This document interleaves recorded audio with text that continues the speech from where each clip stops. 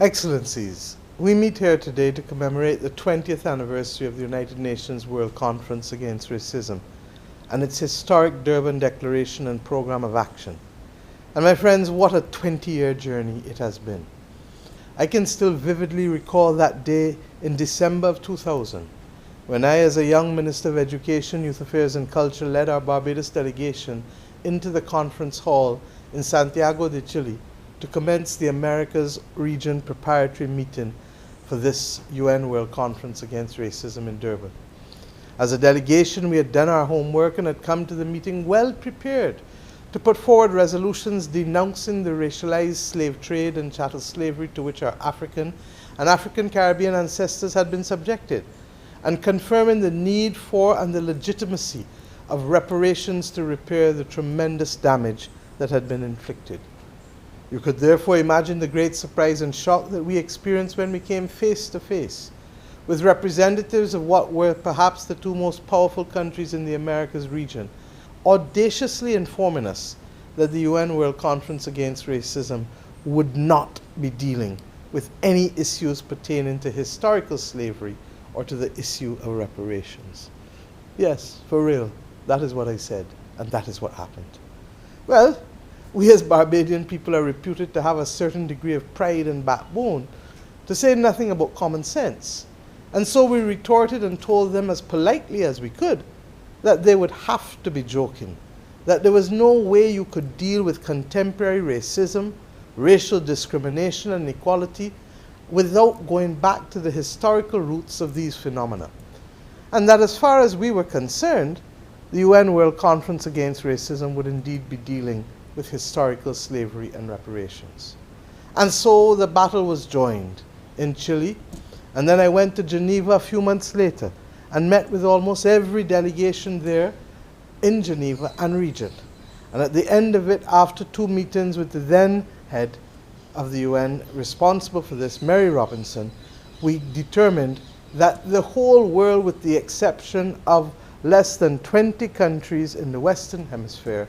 were supportive of the need to include reparations. Ironically, that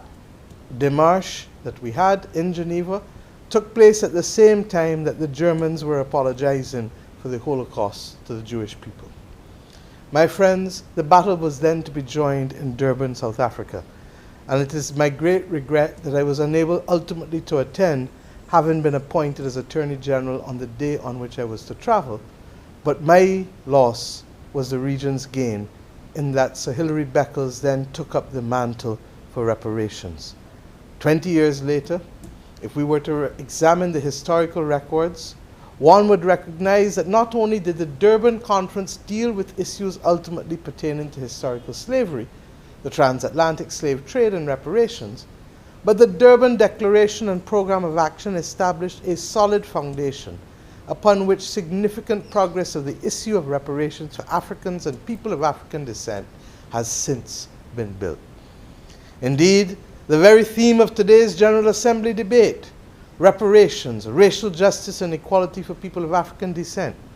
confirms the degree to which the legitimacy of the reparations claim has been accepted within the United Nations system, in spite of its rejection by those countries within the Western Hemisphere to which I referred 20 years ago. Some of the significant achievements that the Durban Declaration and Programme of Action gave rise to over the past 20 years were the establishment of the UN Working Group of Experts on People of African Descent, the UN International Year for People of African Descent, the UN Permanent Forum on People of African Descent, the UN International Decade for People of African Descent, and most importantly for the people of the Caribbean community,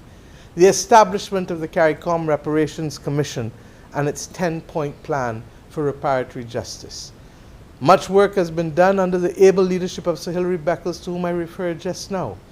And that CARICOM 10-point plan, therefore, which he has been responsible of helping to pull together with the consultation and support of so many in our region, that it is a direct descendant, my friends, of the Durban Declaration and Programme of Action. The very first demand made in the 10-point plan is for an apology from the relevant European governments.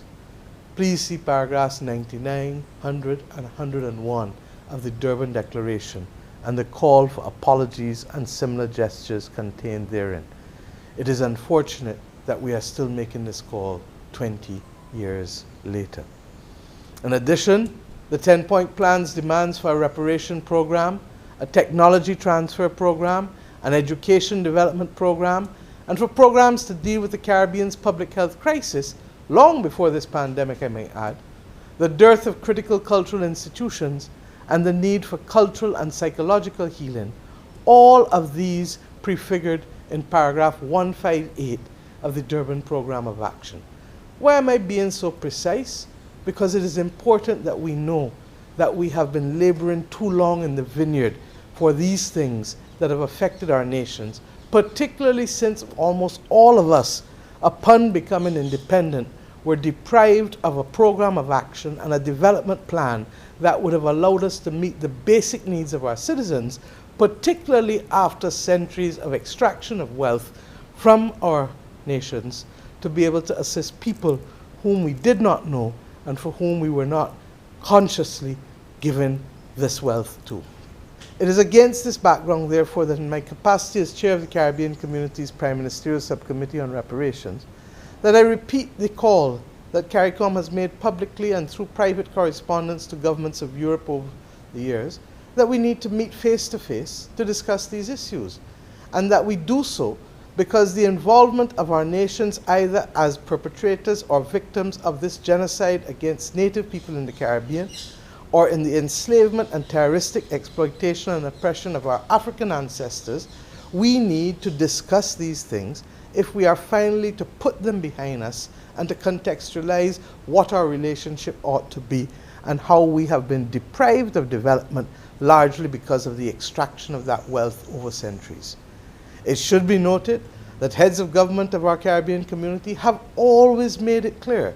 that our preferred approach to this issue is to sit down around a negotiating table with the relevant governments and to seek to ensure that we can negotiate a package of developmental programs, capital transfers, debt cancellations that would allow us to deliver some semblance of long overdue justice to our people and our countries. While we await word from our European colleagues in relation to our demands for measures to repair the damage done to our domestic societies and nations, we also want to serve notice that there is an associated and counterpart international dimension to reparatory justice that we are also seeking. More and more, we have come to realize that the world's currently existing international economic and political order has its roots in and grew out of centuries of criminal enslavement of African people, of discrimination and racism, and that it is a system in which the formerly enslaved and colonized nations and people of this world, like those of us in Caribbean and Africa and parts of Asia, have been inserted in a structurally subordinate and exploitative manner. The nations that experience the brunt of those centuries of enslavement and colonial exploitation must therefore set out collectively, I may add, to achieve a reparative restructuring of the international institutions, inclusive of the United Nations Security Council, inclusive of the United Nations, inclusive of the International Monetary Fund and the World Bank, because all of these institutions were established and formed before many of our nations even had the right to speak for ourselves as independent nations. It is critical that these institutions re-examine their structure and their procedures if we are to give equity and opportunity to those of us that were the victims of being colonially exploited territories at the time of the formation of these institutions. We must also set out to restructure the inequitable terms of international trade and the currently existing equally inequitable mechanisms and rules of international finance and economic governance. And my friends, just as we demand compensation for historical wrongs and for the present-day consequences of those wrongs, we must likewise demand and achieve compensation for the climate injustice that we have been and continue to be subjected to. We should recognize that one of the components of the reparatory justice plan that is owed to us is the sustainable development practices that we insist must be installed and pursued globally. We should insist that the UN SDGs must be concretized in the form of a revitalized global partnership in the spirit of global solidarity and in support of a truly universal and transformative global development agenda. Similarly, the same climate crisis and climate injustice of which I just spoke needs to ensure that a large portion of the money that is available for adaptation going forward will be put for the use of small island developing states, who constitute 1/4 of the world's nations, and virtually all of whom are previous colonies and therefore would have been subject to the exploitative practices for centuries to which I referred. I would like, my friends, to conclude by proposing a very clear and concrete path forward for us in our quest for long overdue reparative justice.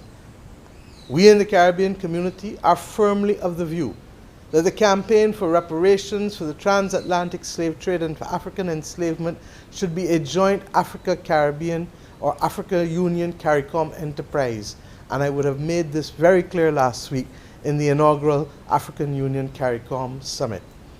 That is why we determined there that we would reach out and seek to coordinate our responses on this specific issue of reparations as we go forward. It was a source of great pride and gratification that meeting therefore took place in the first instance and is the platform from which we expect to see greater cooperation and collaboration. That, however, was a general summit, and we therefore look forward to the next summit, which will allow us, we hope, to be able to discuss in greater detail what reparations must look like and how, as a developmental imperative, it is critical to compensate for those centuries of extraction of wealth that I referred to earlier. Such a summit, we believe, would lay the groundwork and give guidance to and set the stage for an even more inclusive United Nations initiative on reparations, and for the ultimate establishment of a multilateral mechanism or process that would facilitate African and Caribbean governments and governments of the liable Western nations to sit down and have a face-to-face meeting to negotiate and determine our long overdue reparations claim, particularly in the context of our development. And so, my friends, wherever and whenever it is held, and whether it is held in a country such as Ghana, which has been the country that has launched its most impressive year of return in 2019, or whether it may even be held in our region in Barbados, which may well become the world's newest republic. Indeed, wherever it is held, let us ensure that 2022 is the year that we make critical breakthroughs in our just and righteous quest for the reparations for our people, conscious that all we seek to do is to give our people the best development opportunity that they can have, having been deprived of it for centuries. We can do this together, and it need not be contentious, but it needs to recognize that this is an idea whose time has come, and we only need to see the spontaneous way in which the Black Lives Matter movement spread through the entire globe because of the very inequitable and unfair nature of what transpired to spark that movement. The time has come for governments to meet populations where they are, and to meet and to do the things that our people require of us if fairness and equity is to take the place of the exploitative practices of previous centuries. Let us do this and do right by our people once and for all, as this is the only way we can give them the fairness and the chances that they deserve after all that has transpired in modern settlement of the Americas. Thank you.